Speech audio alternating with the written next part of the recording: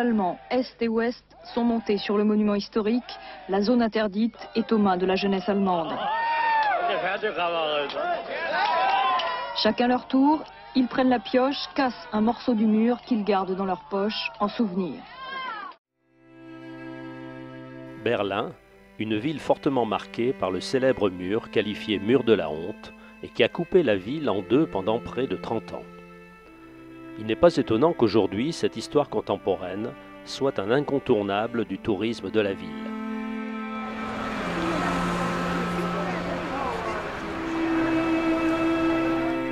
Checkpoint Charlie était le point de passage le plus connu à la jonction des secteurs américains et soviétiques. Ce point de passage était réservé aux militaires occidentaux, aux diplomates et aux touristes. C'est l'occasion pour les touristes d'immortaliser leur passage par une photo entourée par des militaires et ensuite visiter le musée consacré à l'histoire du mur de Berlin.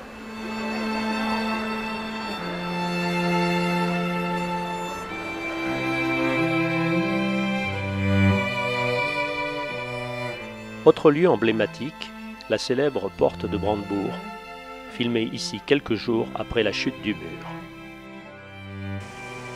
Situé entre l'ambassade des États-Unis et l'ambassade de France, ce monument faisait partie intégrante du mur de Berlin et est devenu aujourd'hui un symbole de l'unité allemande.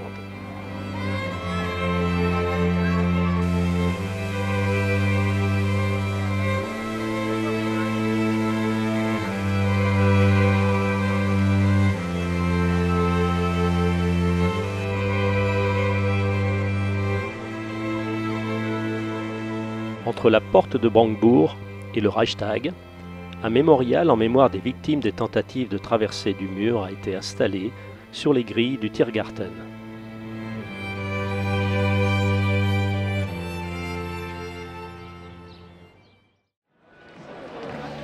Le Mauerpark a été aménagé dans le No Man's Land qui séparait les quartiers de Wedding et de Prenzlauer Berg.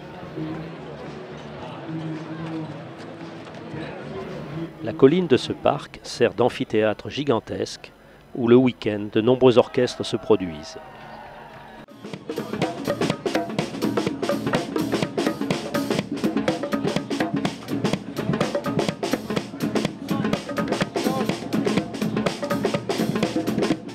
Tout à côté, on trouve un vaste marché aux puces avec tout un bric-à-brac présenté par des professionnels et des artistes.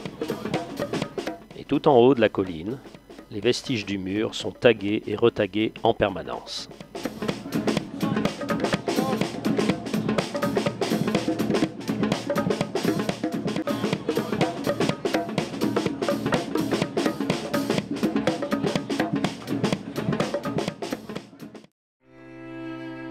Autre grand symbole de la division de Berlin, la Bernauer Straße, que l'on voit ici quelques jours après la chute du mur.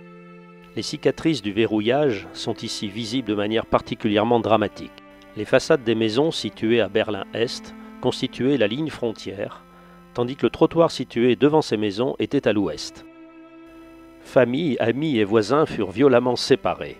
Leurs spectaculaires tentatives de fuite sont restées gravées dans nos mémoires. Certains n'ont pas hésité à sauter par les fenêtres pour rester à l'ouest, laissant leurs biens et souvenirs dans leurs logements qui furent rapidement murés.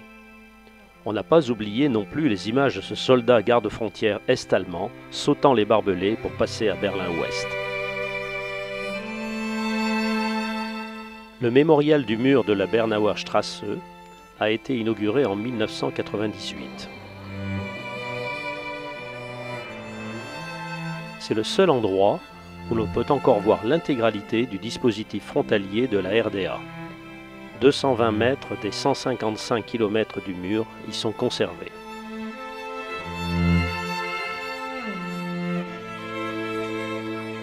Ce mémorial s'étend sur 1,5 km le long de l'ancienne bande frontière entre l'Est et l'Ouest.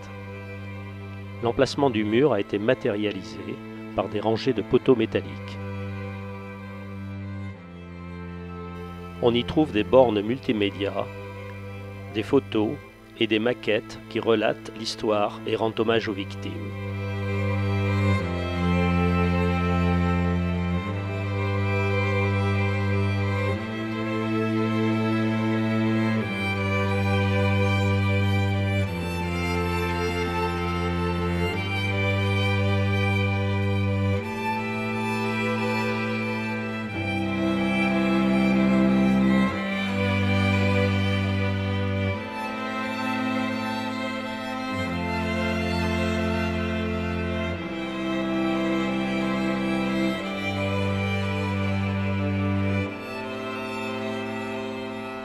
Une chapelle de la Réconciliation a été construite sur l'emplacement exact de l'ancienne église de la Réconciliation qui se trouvait au beau milieu du No Man's Land et qui a été dynamitée en 1985. La destruction de cette église a également touché le cimetière tout proche. Aujourd'hui, l'emplacement de l'ancienne église a été matérialisé au sol par des bandes métalliques.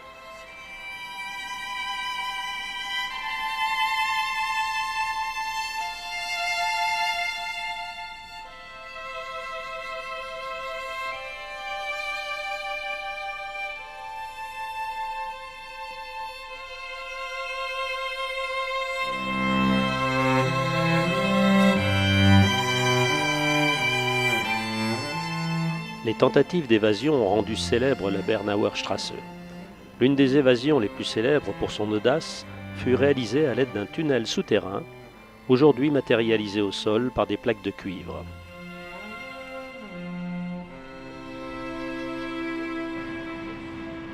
À l'extrémité de ce parc commémoratif, la réalité du développement de la ville prend le dessus et de nouveaux immeubles sortent de terre dans l'ancien No Man's Land.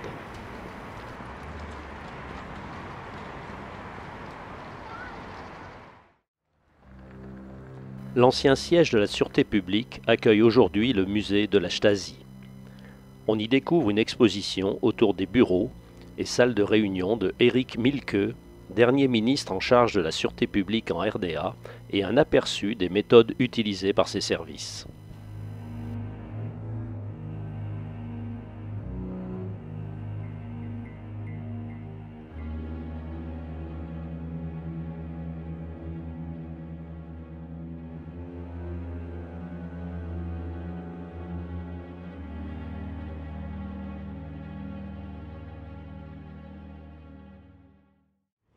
Le Trabi Safari est une façon originale et ludique de longer le mur de Berlin à travers la ville, à bord de la célèbre Trabant.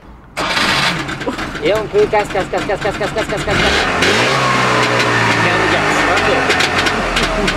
C'est le mur de Berlin. Le mur de Berlin est un système de deux murs. Mur extérieur à gauche, mur intérieur à droite. Entre les deux murs, les terres contenues des soldats frontières.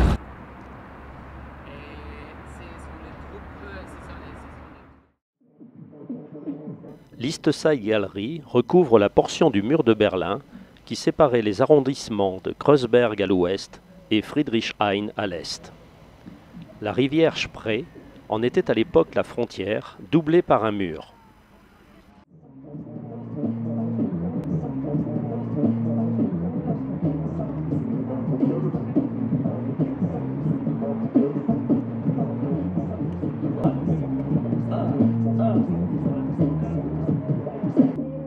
Le projet culturel qui consistait à inviter des artistes du monde entier fut scellé par le Conseil des ministres de la RDA et dès janvier 1990, 115 artistes de 21 pays différents se sont donné rendez-vous pour réaliser la plus longue fresque à ciel ouvert du monde.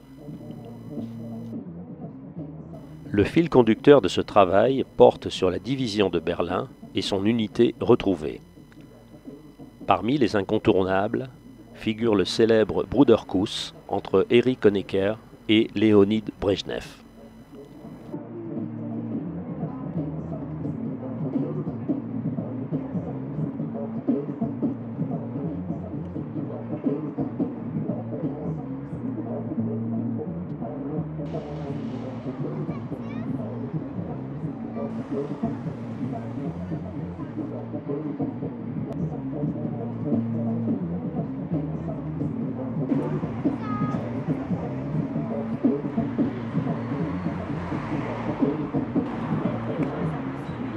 L'inscription de cette fresque au monument historique dès 1991 ne put empêcher la détérioration des peintures.